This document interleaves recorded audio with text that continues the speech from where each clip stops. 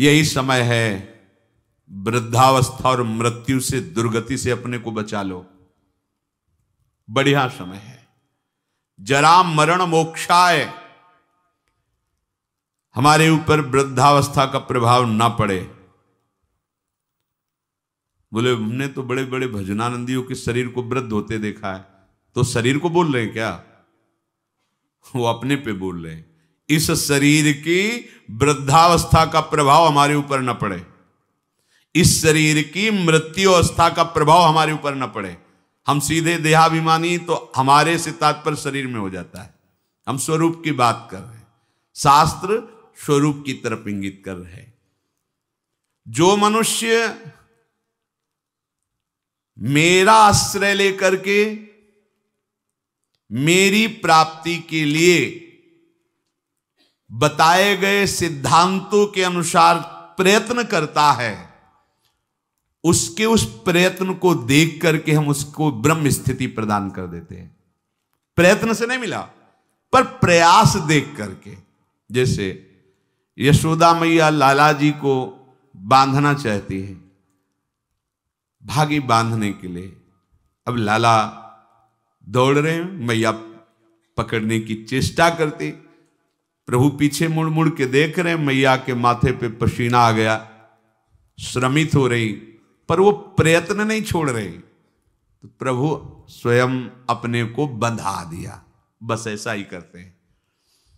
जब उपासक हार नहीं मानता, हर कष्ट सहता है, किसी प्रलोभन में रुकता भी नहीं है, प्रयत्नशील रहता है भगवत प्राप्ति के लिए, तो प्रभु उसके प्रयत्न को देखकर द्रवित हो जाते हैं और अपने आप को प्रकाशित कर देते हैं। अगर हम प्रमाद स्थिति में रहेंगे तो असाधन होता रहेगा, तो असाधन अर्थात पाप, पाप होता रहेगा तो भजन में प्रवृत्ति ही नहीं होगी। पाप रहित जीवन ही दृढ़ भजन के योग्य होता है। बहुत सावधान रहना चाहिए, कोई भी असत क्रिया नहीं हो। बहुत बड़ा इनका दंड मिलता है, ये जीव जानते नहीं, अज्ञान की धरा में मनमानी आचरण करते रहते हैं। भयंकर गतियां, इन सब से हमें मुक्त होने का अवसर मिला है। जो मेरा आश्रय लेकर के मेरे द्वारा बताए हुए सिद्धांतों का, प्रभु ही संत रूप में, गुरुदेव के रूप में, शास्त्र के रूप में, ब्रह्म ऋषियों के रूप में हमें मार्ग बताते हैं, हम प्रयास करें, पूर्णता उनकी तरफ से हो। हम शरणागति का प्रयास कर रहे हैं, पूर्णता उनके हाथ में है। हम उनकी प्राप्ति का प्रयास कर रहे हैं, ये उनके हाथ की बात है। कब कैसे हमें मिलेंगे, कौन सी स्थिति देंगे, ये उनके ऊपर की बात। हमें उसका चिंतन नहीं करना, हमें ये चिंतन करना है कि आराध्य देव के सिवा और कुछ चिंतन ना होने पावे। उस ब्रह्म को, संपूर्ण अध्यात्म को और संपूर्ण कर्म को वो जान जाते हैं। जरा मरण मोक्षाय मामाश्रित यतन्तिते, ये वृद्धावस्था और ये मरण अवस्था, जीते जी मुक्ति प्राप्त करने के लिए मानव देह मिला है। अगर आप प्रयासरत रहे, जीवन में अनुभव आपको नहीं हुआ और कभी भगवद आश्रय छोड़कर आप इधर उधर भटके नहीं, तो आपका शरीर पूरा होते होते भगवान अनुभव करा देंगे। पीछे ऐसा वर्णन किया है स्वयं प्रभु ने कि उस समय मैं स्वयं आकर स्मृति रूप से उसके हृदय में जागृत हो जाता हूं, क्योंकि जीवन भर लड़खड़ाते हुए ही सही पर हमारी तरफ चलने का इसने प्रयास किया है। पर हमने महापुरुषों के मुख से सुना है कि जो उपासक बाल्यावस्था से ही भगवान के मार्ग में लगे हैं, उनको इस बात पर नहीं संतोष कर लेना चाहिए कि मरने के बाद भगवान मिलेंगे। नहीं, जीते जी अनुभव करना है। शरीर छूटने के पहले ही हमें शरीर छोड़कर वो स्थिति प्राप्त करनी है जो भागवतिक स्थिति है, बिल्कुल सच्ची। ये शरीर ऐसे ही अनुभव होने लगता है जैसे कोट, शर्ट, बनियान। स्थूल शरीर कोट, सूक्ष्म शरीर शर्ट, कारण शरीर बनियान, लेकिन पहनने वाला अलग है। पहनने वाला न कोट है, न शर्ट है, न बनियाइन है, बिल्कुल अलग प्रतीत होने लगता है। अपना स्वरूप अपने आप से अनुभव में आता है, किसी इंद्रियों के द्वारा नहीं, किसी करण के द्वारा नहीं। अपने स्वरूप का अनुभव अपने स्वरूप से ही होता है, अपने से ही अपने का अनुभव होता है, इसमें किसी अन्य का सहयोग नहीं है। फिर ये साधना क्यों है? क्योंकि ये पवित्र हो जाएं। ये पवित्र हो जाएंगे तो अपने स्वरूप में लय हो जाएंगे, शांत हो जाएंगे। जैसे शांत जल में ही हम देख सकते हैं, ऐसे शांत अंतःकरण में ही सारे भावों का प्रादुर्भाव होता है। इसीलिए भक्ति में भावों में सबसे पहले रखा गया शांत भाव, फिर दास सख्य वात्सल्य कांता सहचरी आदि। शरीर की मृत्यु के पहले ही शरीर का राग नष्ट हो जाए, ये साधना की फलवृत्ति है।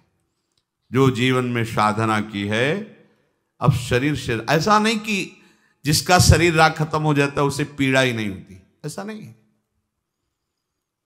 पीड़ा होती है पर परेशानी नहीं होती, दर्द है पर दुख नहीं है, व्याकुलता नहीं। क्यों हुआ ऐसा, कष्ट क्यों, हे भगवान ये कष्ट, ऐसा कुछ नहीं होता।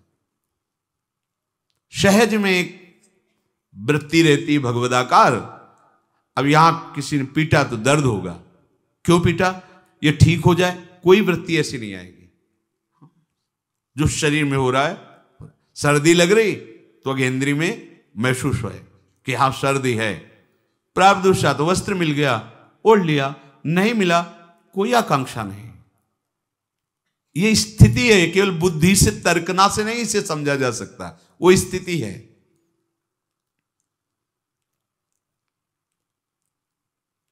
तात्पर्य यह हुआ कि इस मनुष्य शरीर से वृद्धावस्था आने के पहले और मृत्यु अवस्था आने के पहले भगवत प्राप्ति कर लो। बात समझो, ये जो लोग भूले हुए हैं ना कि ये यौवन अवस्था भोगों के लिए है, बड़े बूढ़े शिक्षा देते हैं, अरे तुम तो अभी तुम्हारी तो खेलने खाने की उम्र, भजन की उम्र है तुम्हारी, तो उनसे पूछो जो उपदेश दे रहे खेल, तुम्हारी उम्र कौन सी है? तुम करते हो भजन, तुम भगवत चिंतन में रखते हो, पर वो वहां उत्तर देने की सामर्थ्य नहीं, इसलिए वो बोल नहीं पाते। नहीं, बड़े बुजुर्ग जैसे समझाते हैं तुम्हारी भजन करने की उम्र थोड़ी है, तो हे पूज्यवर आपकी उम्र कौन सी है और अब आप क्या कर रहे हैं? भजन कोई खेल खिलौना नहीं है। जब तक आपने पूर्वाभ्यास नहीं किया तो आपका भजन जीवन में आगे नहीं होने वाला। ये भूल जाओ कि लड़का बच्चा परिवार और इनके सब ब्याह बर और सब होने के बाद बुढ़ापे में आराम से जाकर वृंदावन में फ्लैट लेंगे और खूब भजन करेंगे। भूल जाओ, फ्लैट ले सकते हो, आओगे लेकिन यहां प्रपंच ही करोगे, भजन नहीं कर पाओगे। सत्संग में बैठोगे सो जाओगे, शब्द समझ में नहीं आएगा क्योंकि अभ्यास ही नहीं किया है। चार बूढ़े बैठ करके अपनी बहू और लड़का बच्चा की बातें करोगे, प्रिया प्रीतम की बातें कभी नहीं कर पाओगे। देख लेना, जीवन में देख लेना, यदि जीवन में तुमने भजन का अभ्यास नहीं किया तो वृद्धावस्था में भजन नहीं होगा। वृद्धावस्था आने के पहले, मृत्यु अवस्था आने के पहले, चलो वृद्धावस्था का तो समय हमें पता है कि शरीर की वृद्धावस्था लगभग इतने वर्ष बाद आ जाएगी, लेकिन मृत्यु अवस्था तो एक सेकंड के बाद भी आ सकती है।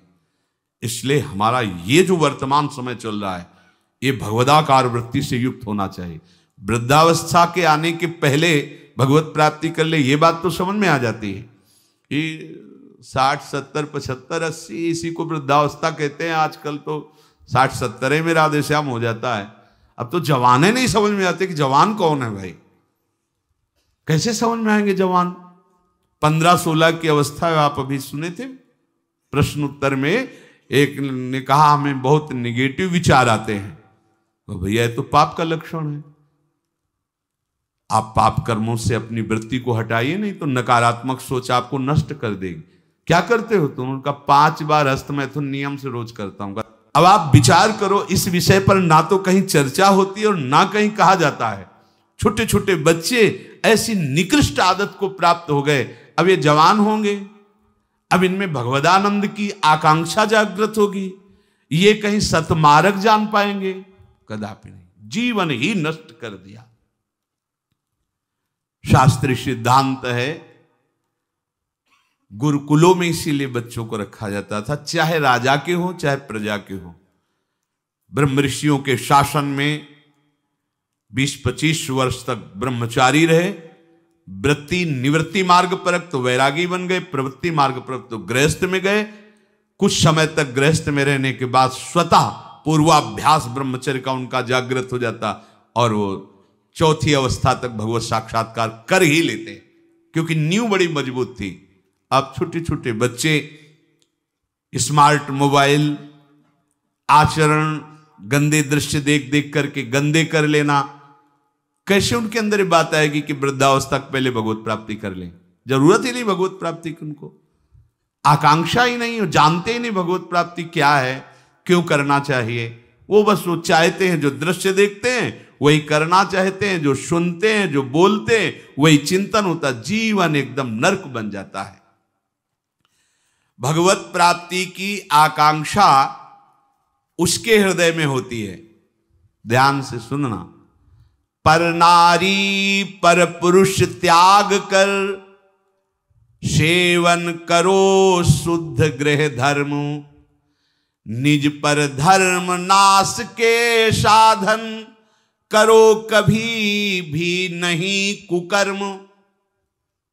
यदि आपको इसी जन्म में उत्तम स्थिति को प्राप्त करना है तो चाहे गृहस्थ हो चाहे विरक्त हो, कभी भी ये विरक्त आश्रम वाले को माताओं बहनों की तरफ कुदृष्टि से भी नहीं देखना चाहिए।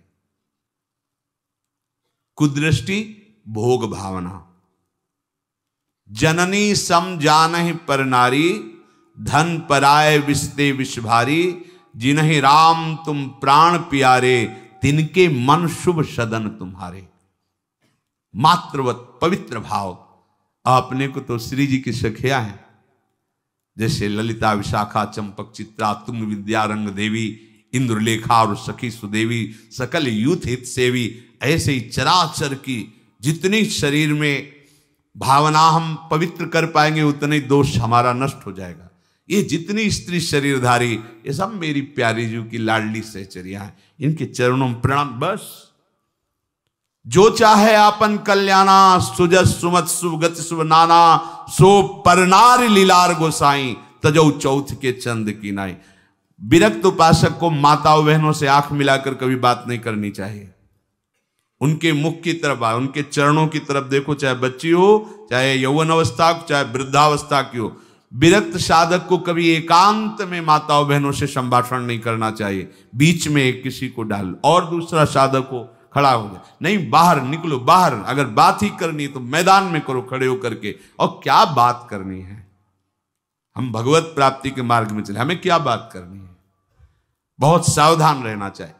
गृहस्थ धर्म के उपासक को यदि ब्याह हो गया है तो अपनी पत्नी से वो भी धर्मानुकूल, पशुवत व्यवहार नहीं। और पर स्त्री की तरफ तो दृष्टि ही ना करे भोग वृत्ति की। अगर की तो सारे सुकृत नष्ट हो जाएंगे, चाहे वो स्त्री शरीर चाहे वो पुरुष शरीर हो। इसलिए पर नारी पर पुरुष त्याग कर। पर ये सत्संग जिनके कानों में नहीं पहुंचता है, शास्त्र स्वाध्याय नहीं करते हैं, वो इसे मनोरंजन समझने लगे, इसे धर्म नहीं समझते, वो इसे मनोरंजन समझ। क्या इसमें बिगड़ जाता है? जो शास्त्र हैं उनका स्वाध्याय कभी करते नहीं। अब उनको जो समय मिलता है तो नौटंकी नाटक सिनेमा देखते हैं, जिनमें यही सब की पुष्टता होती है, इसी की बाहुल्यता होती है, वही दृश्य देखते हैं। ना तो कभी भगवत प्रेमी महात्माओं की चरण रज में बैठ करके सत्संग सुना, ना शास्त्र स्वाध्याय किया, तो मनमानी आचरण बढ़ते रहते। कैसे भगवत प्राप्ति की बात आएगी कि जरा मरण मोक्षाय। अगर गृहस्थ धर्म में है तो शुद्ध कर्म करे, जो उसके शास्त्र अनुकूल वर्णन किए गए, वो भी सत्संग से ही पता चलेगा शुद्ध कर्म क्या है, अशुद्ध कर्म क्या है। जो दूसरे के धर्म का नाश करता है, कुकर्म करता है, वो कभी साधन मार्ग पर कैसे चलने की सोच सकता है? अगर कहीं उनके अंदर थोड़ी श्रद्धा भी बनती है तो भूत प्रेत की पूजा करता करता जो तामस व्यवहार, अंडे मांस शराब उड़ाता चोरी का करता व्यापार, रखता मन में वैर द्वेष मद करता जो हिंसा व्यभिचार, होता घोर प्रेत वो पाता असहनीय यातना अपार। जरण मरण मोक्षाय नहीं, वो प्रेत बनेगा। प्रेत योनि किसको प्राप्त होती है? तो बोले जो भूत प्रेतों की पूजा करते हैं, जो अंडा मांस शराब ये सब खाते पीते हैं, दूसरे के धन को जो चोरी करते हैं, मन में वैर द्वेष अहंकार रख करके जो हिंसा करते हैं और पर स्त्री से जो व्यभिचार करते हैं, वो घोर प्रेत योनि को प्राप्त होता है। इसका प्रमाण धुंधकारी है, पढ़ के भागवत में देख लेना। प्रेत योनि को प्राप्त होता है। ऐसे प्रेत स्वभाव वाले कैसे जरा मरण मोक्षाय के मार्ग का अवलंबन लेंगे? इसलिए तामस वस्तु नशीली, जूठन से रखो परहेज विराग, माता पिता देवता गुरु का, गुरुजन का न करो अपमान, सुख पहुंचाओ सबको संतत, मन में रख श्रद्धा सम्मान। कोई भी नशा भगवत प्राप्ति के मार्ग में चलने वाले उपासक को नहीं करना चाहिए। बैठा लो।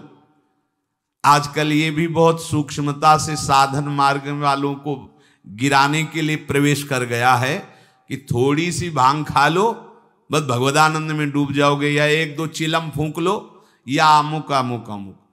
हम प्रणाम करते हैं, जो ऐसा करते हैं सिद्ध महापुरुष होंगे, उनको हम प्रणाम करते हैं, पर अपने कच्चे साधकों के लिए या भगवत प्राप्ति के लक्ष्य वालों के लिए हमें कहीं शास्त्र में आज तक नहीं लिखा, कहीं ऐसा नहीं मिला।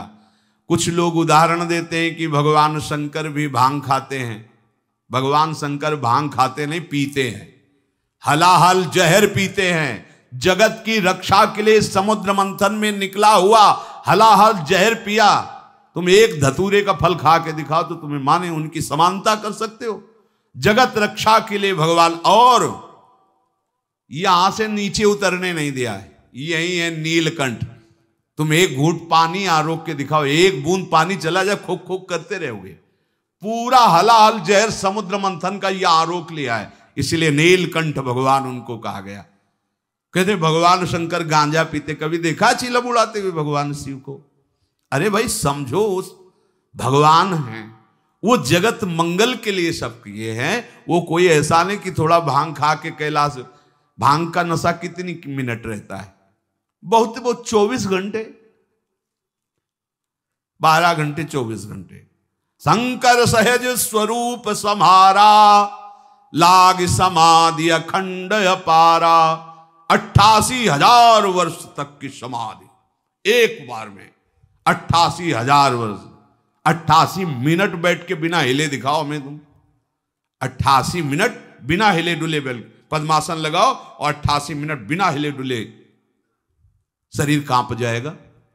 महापुरुषों के सत आचरण का तो अनुकरण नहीं करते, और उनकी जो महामहिम जगत रक्षा के लिए वृत्ति, उसको बोलते भगवान शंकर नशा करते। कोई भी तामस वस्तु, नशीली वस्तु अगर स्वीकार करेंगे तो शुद्ध भजन नहीं हो पाएगा।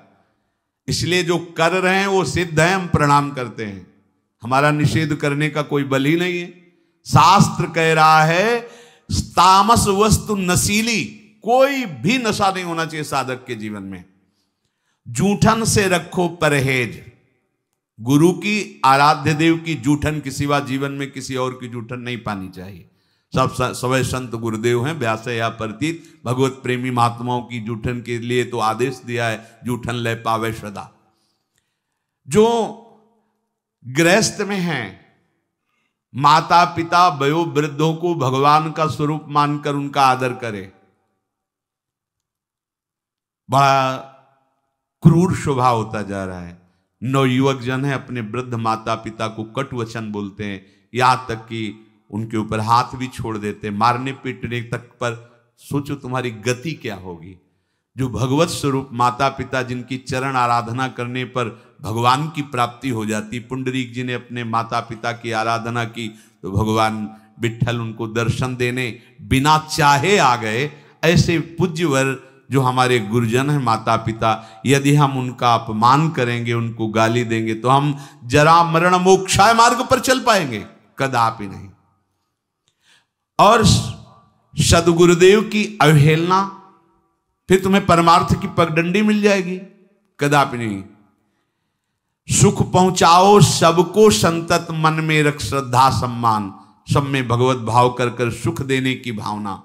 बुरे संग का, बुरे व्यसन का कभी न रखो मन में मोह, काम लोभ को छोड़ करो सब जीवों पर स्वाभाविक छो। जैसे कर्म किए जीवन भर, जैसे मन में रखे विचार, अंतकाल भाव मनुज का होगा उसके ही अनुसार। बहुत सुंदर बात कह रहे हैं पूज्य भाई जी महाराज। यदि तुम बुरा संग करोगे, बुरा नशा करोगे, बुरे भाव रखोगे, काम लोभ आदि में आसक्त होकर चेष्टा करोगे, भोग वासना करोगे, तो क्या होगा? बोले जैसा जीवन तुम व्यतीत करोगे फाइनल में तुम्हारे पास वैसा ही निर्णय आएगा। क्या? अंतिम समय वही कर्म छा जाएंगे। जो बुरे कर्म किए हैं वही छा जाएंगे। अगला, जैसे जरा सी वृत्ति मृग में लगी तो मृगाकार वृत्ति होने के कारण अगला जन्म मृग का हो गया। आपने तो कितनी जगह ममता की हुई है, कितनी जगह। क्या होगा अंतिम समय में? जरा मरण मोक्षाय के मार्ग में चलने वाले उपासक को बहुत सावधान रहना चाहिए। अंतकाल का भाव मनुज का होगा उसके अनुसार। जो जीवन में तुम कर रहे हो अंतिम में वही भाव तुम्हारे आएगा। यदि भजन कर रहे हो तो सदगति, और अगर बुरे आचरण संसार में फंसे हो तो दुर्गति। तदानुसार ही सदगति दुर्गति होगी उसे प्राप्त अनिवार्य। अतः रखो प्रतिपल ही मधुमय, भगवद स्मृति में हृदय उदार। अपने हृदय को निरंतर भगवद स्मृति में लगाए हुए ही कार्यरत रहो। अगर आप इसको भगवद स्मृति को छोड़ते हैं कि आगे हम कर लेंगे, तो आगे नहीं होने वाला। मृत्यु समय की अनुपम सेवा, मन से दूर करे संसार। हमें मृत्यु बनानी, मृत्यु को महोत्सव बनाना है। हमारा आखिरी समय होना चाहिए। तो बोले इसके लिए क्या करो? संसार का चिंतन छोड़ना होगा। संसार का चिंतन छोड़ोगे तो तुम्हारी मृत्यु महोत्सव हो जाएगी। और इस पर कोई सोच नहीं रहा। सारी सोच आज की है, आज की। वर्तमान को भोगों में कैसे हम डुबोएं। आज हमें अच्छा खाने को मिले, खूब हंसी मजाक करने को मिले, मन के अनुसार भोग भोगने को मिले, तो आज का दिन बढ़िया मंगल। कल क्या होगा देखा जाएगा।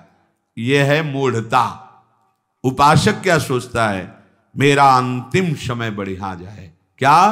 प्राणनाथ प्रीतम के चिंतन में, उनके ध्यान में, पावन चरण रज का स्पर्श करते हुए हमारा शरीर छूटे, हम प्रियालाल को प्राप्त हों। भगवान कह रहे हैं जैसे भूत प्रकृति मोक्षम, संपूर्ण पंचभूत और प्रकृति इसके कार्य, अगर इनसे आप अपने को बचा लें तो जरा मरण मोक्षाय की पदवी पर आ जाएंगे। जरा और मृत्यु इन्हीं से होती है। किनसे? पंचभूत रचित शरीर और इनकी प्रकृति, इनकी क्रियाएं। बड़ा सूक्ष्म विषय है। जरा मरण से अभी तुम्हें मुक्ति मिल जाएगी यदि शरीर और शरीर की क्रियाओं से अपनापन हटा दो। बड़ा कठिन है। क्या करें? बहुत सरल है। ऐसे हो जाओ, आत्मसमर्पण कर दो आराध्य देव को। हम शरीर से राग नहीं हटा पा रहे, इतना विवेक प्रबल नहीं हो रहा, क्रियाएं हम भगवतिक नहीं कर पा रहे, इतनी पवित्रता हृदय में नहीं। तो एक सिद्धांत देखो, शास्त्रों में बहुत कृपा करके वर्णन किया गया है। अनेक जन्मों की आदतों से, इस जन्म की आदतों से, संग से, अहंकार से, इंद्रियों से, वृत्तियों से जो कुछ भी हो रहा है वो सब परम पुरुष आदि पुरुष प्रभु श्री हरि को समर्पित कर दो। आप भगवत प्राप्ति के मार्ग में अग्रसर हो जाए। इससे बढ़िया और बात क्या हो सकती है? ये करो, ये ना करो, ये नहीं। यत करोषि, जो भी कर रहे हो, ये तो सर्वाणि कर्माणि मयि सन्न्यस्य मत्पराः,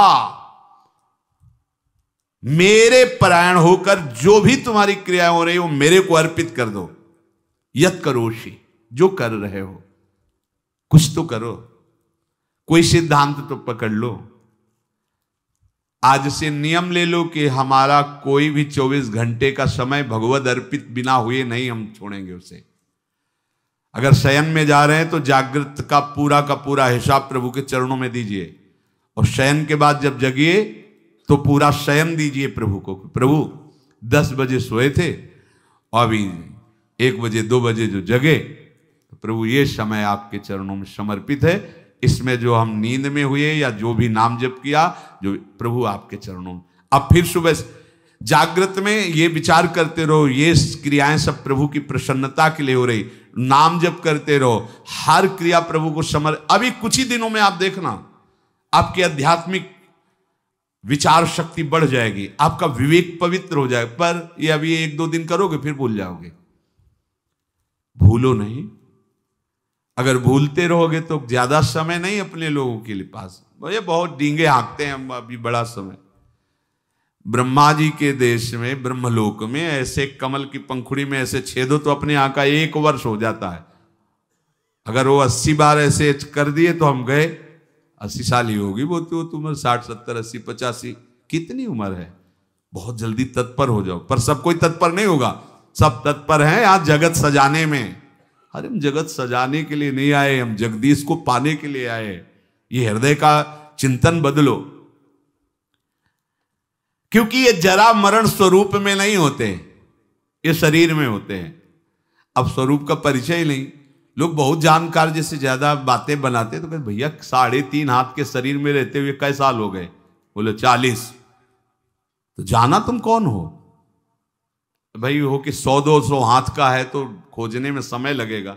3.5 हाथ के शरीर में आप हैं, आप अपने को नहीं जानकारी कर पाए तो आप कितने बड़े जानकार हैं? औरों की जानकारी क्या लोगे? आप अपनी जानकारी नहीं कर पाए, 3.5 हाथ के शरीर में हो, कैसे भूल भुलावे में हो? बोले हम तो रोज अपने को देखते, शीशा में देखते हैं, बढ़िया गोरे चिकले गाल और सब। ये तो प्रकृति की रचना का, पंचभूत का एक नमूना है। ये नमूना है, नमूना हमारा थोड़ी स्वरूप है। बस ये पहली सूरज गई तो जरा मरण मोक्षा है, क्योंकि जरावस्था इसी में होती है और मरण अवस्था भी इसी की होती है। प्रकृति के कार्य शरीर के साथ जब तक तदात्म रहेगा तब तक जरा मरण मोक्षाय नहीं हो पाएगा। संबंध विच्छेद करना ही है इस शरीर से। सारी चेष्टा इसी शरीर के सजाने की है और शरीर को मैं मानने की पुष्टता की है। और हम बनते हैं साधक, हम बनते हैं अध्यात्म मार्ग के पथिक। जब कोई उपासक शरीर के साथ तदात्म मैं आज तक नहीं भूल पाए, देखो ना, जब आप तिलक लगाते हैं शरीर के माथे पे लगाते हैं, अपने माथे पे लगाते हैं, वो समय आता है क्या? नहीं, एक एक बाल संभाल करके, क्योंकि मैं हूं, मैं, बस यही अंतराय है। अब ये गूढ़ बात कैसे समझ में आएगी? यहां तो बात समझने के लिए बस इतनी कि वो उपाय बताओ जिससे चेक पर चेक पास होती है। वो उपाय बताओ जिससे खूब भोग भोगने के लिए बल बढ़े और खूब भोग मिले। बस जीने की। जीते किसके लिए हो? इसका उत्तर नहीं। इसका उत्तर नहीं किसके लिए जी रहे हैं? भोगों के लिए जी रहे हैं, भोग भोग रहे हैं, जीने के लिए। बस इतना ही क्रम है मूढ़ता का। शरीर के वृद्धावस्था होने पर जब शरीराभिमानी मैं मानता रहा है, अब वो अपने को मान लेता है कि मैं वृद्ध हो गया हूं, पर वासना बहुत प्रबल हो जाती वृद्धावस्था में। पहले हमको ये भ्रम था कि ये जितने विकार हैं जवानी के हैं, इसके बाद शांत हो जाते होंगे, फिर बाद में अन्य वृद्धजनों से बात करके और शास्त्रों से पता चला